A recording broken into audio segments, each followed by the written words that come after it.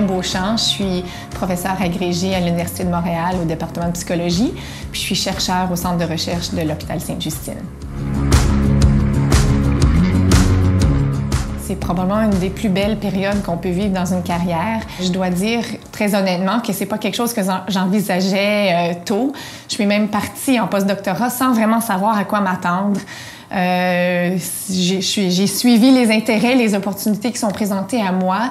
Contrairement à ce que beaucoup de gens pensent, c'est une période qui est très flexible, où on peut avoir beaucoup de créativité, puis où on n'a pas toutes les contraintes qu'on peut vivre au doctorat ou à la maîtrise. Je pense que en fait, beaucoup d'étudiants, beaucoup de gens qui se dirigent vers ça ne savent pas, mais en principe, on n'est même pas évalué pendant ce temps-là. On nous laisse beaucoup de liberté pour faire la quantité de travail qu'on veut. Puis, on peut s'impliquer dans toutes sortes de choses qui ne sont pas juste liées à la recherche, mais en tout cas, dans mon cas, dans mon domaine, des tâches qui sont plus cliniques, administratives, mais aussi voyager, aller en congrès.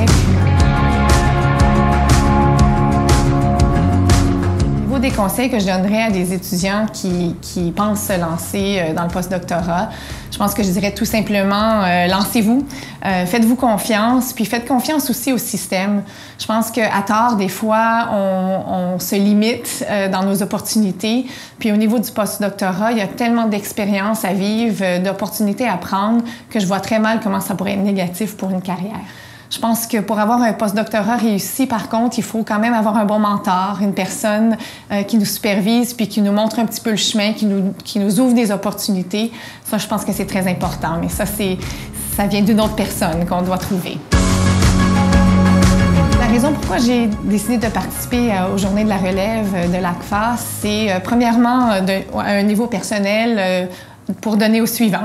Je pense que moi, j'ai eu des influences, des mentors, des gens qui m'ont influencé positivement, qui m'ont inspiré. Puis, je sens que au niveau de où je suis rendue dans ma carrière, c'est à mon tour. Malheureusement, des fois, les étudiants manquent d'informations sur les opportunités qui s'ouvrent à eux. Et puis, ils ont souvent des questions en suspens où ils ont déjà pris des décisions autour des mythes qui existent. Et puis, c'est une opportunité donc de donner d'autres informations, d'autres perspectives de carrière.